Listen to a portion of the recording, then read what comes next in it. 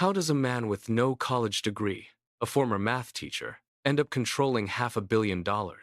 He never invented a product. He never built a company that changed an industry. He never wrote a guide on how to get rich. The financial path of Jeffrey Epstein defies every rule in the book.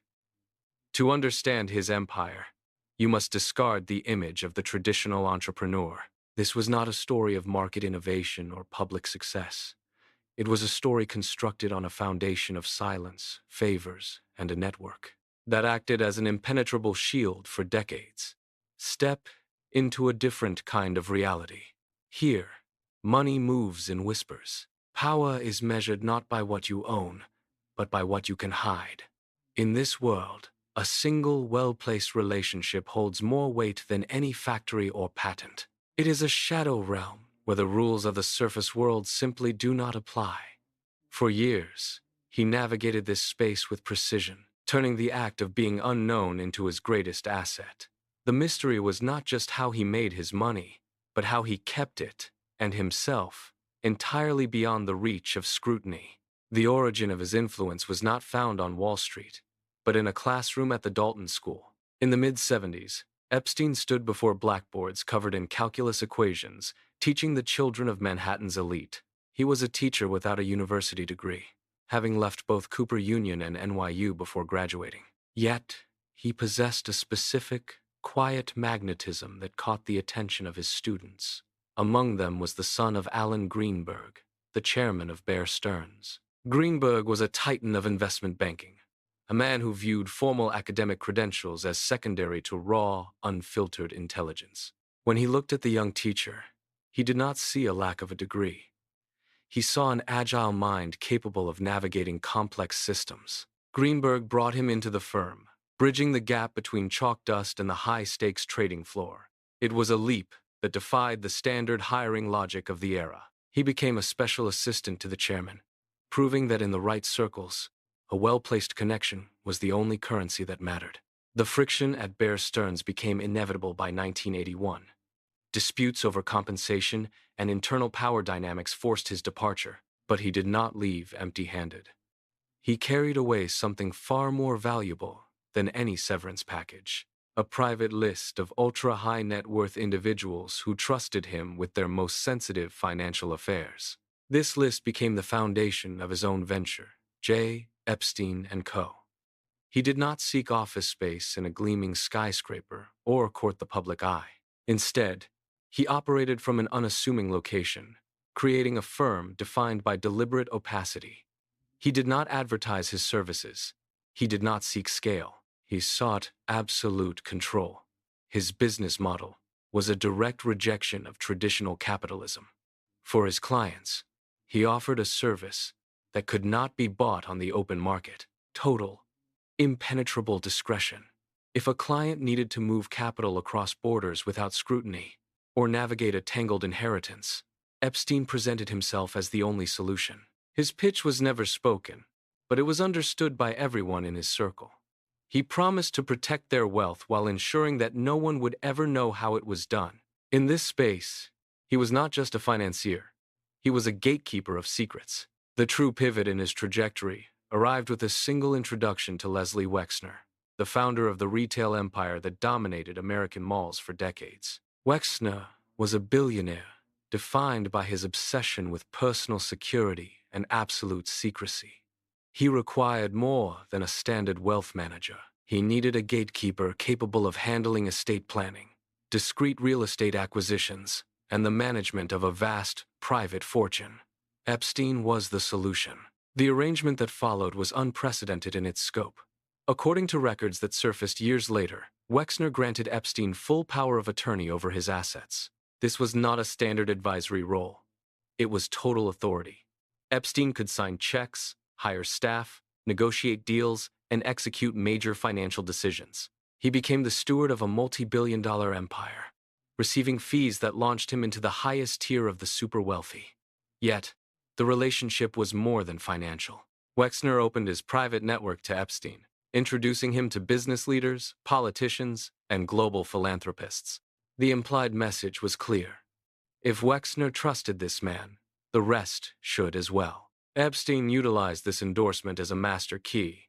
He began attending exclusive conferences and joining boards, transforming his wealth into a credential of legitimacy. With the capital flowing from his arrangement with Wexner, Epstein shifted his strategy from managing assets to acquiring them. He did not seek typical diversification.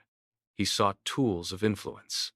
In 1989, he acquired a 9-story townhouse on Manhattan's Upper East Side. The property sprawled over 21,000 square feet, but its value lay in its function. He transformed the residence into a hub where scientists, politicians, and celebrities converged. It was a stage designed to blur the lines between philanthropy and networking. The signal was clear. He was a man of immense means. Then came the island. In 1998, he purchased Little St. James, a 7-8-acre private territory in the U.S. Virgin Islands. The acquisition was a tactical move for total privacy. He built a helipad, a pool, and secluded structures, creating a retreat where his word was law. Finally, he amassed a fleet of private aircraft, including a Boeing 727. These were not merely luxuries, they were logistical instruments. His wealth was engineered to create dependencies. Anyone who accepted his hospitality became, in some way, indebted to him. He had built a physical fortress. While the public observed a philanthropist and socialite, the private machinery of his fortune hummed in offshore jurisdictions. He established dozens of shell companies in the British Virgin Islands and the Cayman Islands. These entities bore intentionally bland names, such as financial services, corporations, or trusts, and their ownership was layered to obscure any direct link to him. His banking relationships were the critical component of this architecture. For years, he maintained accounts at J.P. Morgan Chase, one of the world's largest financial institutions. Despite internal red flags, including suspicious transactions and repeated warnings from compliance officers, the bank continued to service him. Similarly, Deutsche Bank's private wealth division retained him as a client even after his 2008 conviction in Florida, when most institutions would have severed ties. Investigations later revealed that he moved tens of millions of dollars through these accounts, often in structured sums designed to avoid reporting thresholds. His financial acumen was not about generating outsized returns through market bets. It was about maintaining a steady, untraceable flow of cash. No examination of his wealth can avoid the darkest component of his machinery. His fortune did not merely enable a lifestyle. It financed an elaborate system of exploitation. Using his status as a patron, he created a web of recruitment. He targeted young women, often from disadvantaged backgrounds, offering them mentorship, educational opportunities, or modeling jobs. He presented his wealth as a means to help them achieve their dreams.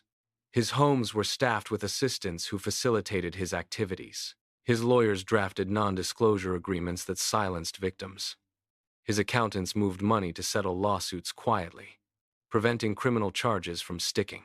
This was not a side effect of his wealth. It was a central feature. Money bought him impunity. When a victim came forward, he could deploy high-powered attorneys who would delay, obfuscate, and ultimately settle for sums that were trivial relative to his fortune. The legal system was not a barrier. It was a resource to be managed. He treated justice as a transaction, paying to make accusations vanish before they reached a courtroom. By controlling the flow of information and the terms of every settlement, he ensured that his private actions remained shielded. His wealth was a weapon used to dismantle accountability. In 2008, the machinery of his impunity faced its greatest test. Federal investigators in Florida gathered evidence of sex trafficking that threatened to dismantle his entire world. The case was built on years of documentation, testimony, and financial trails. Yet, as the legal pressure mounted, the system did not collapse upon him. Instead, it bent. His legal team initiated a series of private negotiations with federal prosecutor Alexander Acosta. The resulting plea deal was a masterclass in the weaponization of wealth. He pleaded guilty to 2 state charges, avoiding the federal indictment that would have carried a much harsher penalty. The sentence was a farce: 13 months in a county jail, with the extraordinary provision of work released 6 days a week. He spent his days in a private office, not a cell. The deal went further, granting immunity to any potential federal co-conspirators, effectively closing the door on further investigation. It was a textbook example of how financial resources could rewrite the rules of justice. By the time he walked out of the facility, the federal case had been neutralized, and his network remained untouched.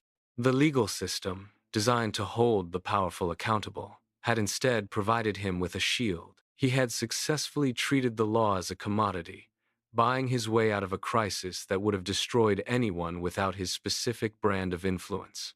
With the legal crisis neutralized, he pivoted to his final, most effective defense: the acquisition of intellectual legitimacy. He began to flood the halls of academia with donations, targeting institutions like Harvard, MIT, and Oxford. These were not mere acts of charity. They were investments in a reputation that could withstand any scandal. By positioning himself as a patron of science and a benefactor to renowned physicists, he created a protective layer of prestige. When accusations surfaced, they were met with the confusion of those who saw him only as a donor and a host. He hosted private conferences where the world's leading minds debated cosmology and biology, using these gatherings to blur the lines between high-level discourse and his own private agenda. His political reach expanded in tandem. He appeared at high-profile events, shaking hands with world leaders and influential figures, ensuring that his name became synonymous with the elite circles he sought to control. He understood that if he could make himself indispensable to the institutions of power, the institutions would, in turn, defend him. This was the ultimate triumph of his financial machinery: the ability to buy a reality where the monster was invisible, hidden behind a wall of philanthropy and academic endorsement. In the end, his fortune did not just buy him freedom, it bought him a legacy that defied the truth for decades.